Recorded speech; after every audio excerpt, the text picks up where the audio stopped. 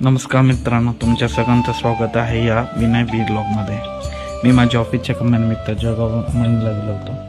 अमळ येताना एक कुरा गाव लागतं। या कुरा गावामध्ये एक सती मातेचं मंदिर आहे। या सती माता मंदिराचं एक खास वैशिष्ट्य आहे, ते म्हणजे 2 रेल्वे रुळाच्या मधोमध हे मंदिर आहे।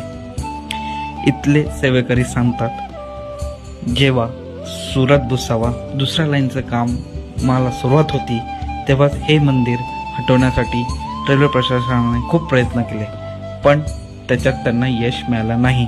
म्हणून त्यांनी याच्या बाजूला दुसऱ्या लाईनचं काम सुरुवात केली। म्हणून तेव्हापासून या मंदिराला ख्याती मिळाली, प्रसिद्ध मिळाली।